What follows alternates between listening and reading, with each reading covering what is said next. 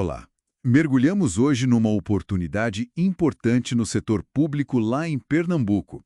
O Tribunal de Justiça do Estado, o TJPE, anuncia um concurso público. A nossa análise hoje vai se basear no edital oficial, nas notícias que saíram.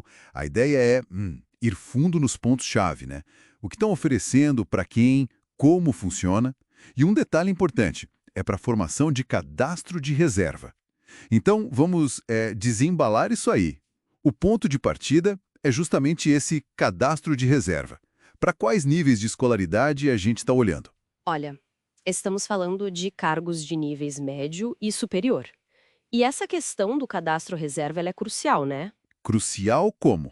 Significa que quem passa forma uma lista, tipo uma lista de espera. Aí podem ser chamados conforme a necessidade do tribunal, né? Durante a validade do concurso. Ah, entendi.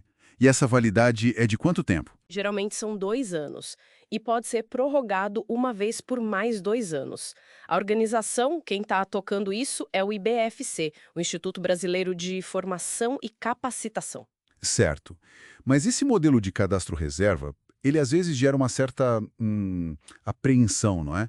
Pela falta de garantia de nomeação logo de cara. Sim, é uma preocupação válida, com certeza. O edital em si não costuma detalhar um cronograma de nomeações, isso é bem típico do cadastro reserva. Então, depende mesmo da necessidade futura. Exato, depende da necessidade e, claro, da disponibilidade de orçamento do tribunal. É mais uma aposta na oportunidade que pode surgir, né? Pensando em aposentadorias, talvez até criação de novas vagas. Faz sentido. E quais são as posições em jogo? Pelo que vi, parece uma mistura interessante de funções. Sim, reflete bem o que um tribunal precisa hoje em dia, sabe? São 5 cargos principais. Quais são eles? Tem analista judiciário para função judiciária, analista judiciário para apoio especializado com foco em análise de sistemas. TI, né? Sempre importante. Pois é, aí tem oficial de justiça, técnico judiciário para função judiciária e técnico judiciário para apoio especializado como programador de computador. Então cobre tanto a área afim quanto a área de apoio, incluindo TI, que é vital. Com certeza. E sobre remuneração e os requisitos? A jornada padrão é de 30 horas por semana, certo? Isso, 30 horas semanais. A remuneração mensal inicial, bom, ela varia entre R$ 5.858,86 e R$ 7.634,45. É um atrativo bem considerável, né? Sem dúvida. E os requisitos? Os específicos variam. Para analista judiciário na área judiciária e para oficial de justiça, precisa ter diploma em direito. Para técnico judiciário na área judiciária, é nível médio.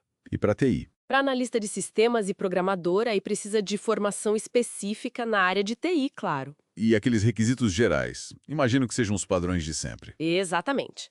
Além da formação, tem os de praxe, né?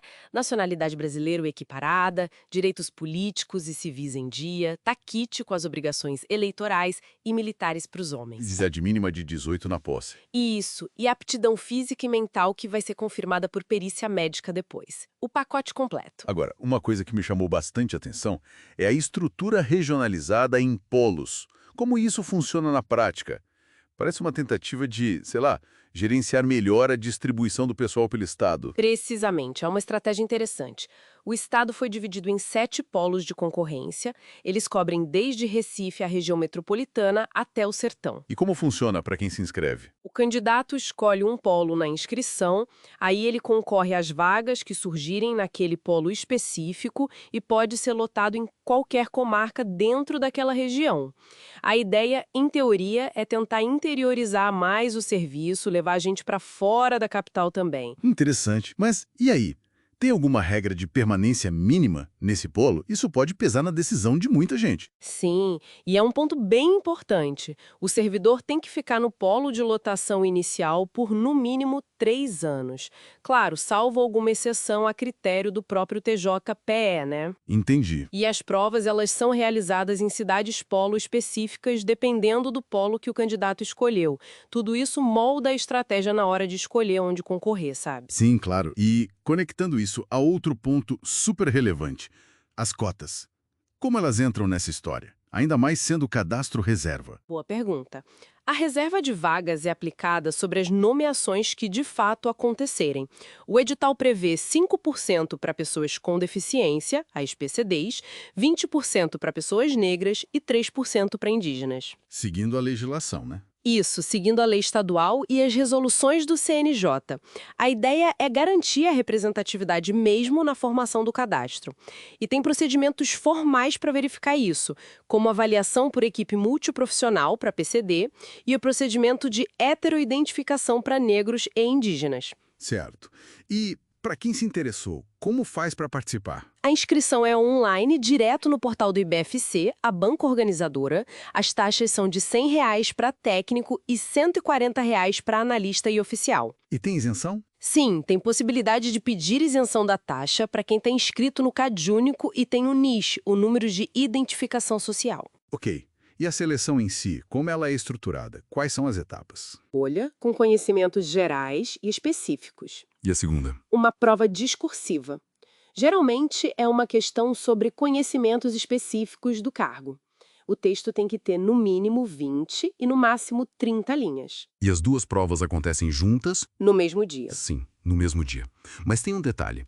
Geralmente fazem em datas diferentes para nível médio e nível superior. Isso é bom porque permite que um candidato tente os dois níveis, se tiver a formação, claro. Ah, boa dica. E para passar, como funciona? Ampla concorrência e para os cotistas. Na discursiva, a nota mínima para não ser eliminado é 6, numa escala de 0 a 10. E aqui tem um ponto estratégico, olha só. A correção da prova discursiva depende da classificação na objetiva. Como assim? Existe um limite de quantas provas discursivas são corrigidas para ampla concorrência baseado na nota da objetiva. Mas, para quem concorre pelas cotas e atinge a nota mínima na objetiva, todas as provas discursivas são corrigidas. Isso pode fazer diferença na estratégia de estudo, hein? Com certeza, é algo para se ter em mente. Muita informação chave mesmo. Fica bem claro que quem tiver interesse precisa consultar o edital completo para ver todos os detalhes, né? Conteúdo programático, o cronograma. Então, resumindo, é uma porta de entrada bem relevante para o judiciário lá em Pernambuco, tem opções para diferentes formações, salários que chamam a atenção e essa estrutura diferente de polos regionais. Exato. E para além da oportunidade individual, sabe, fica uma reflexão interessante.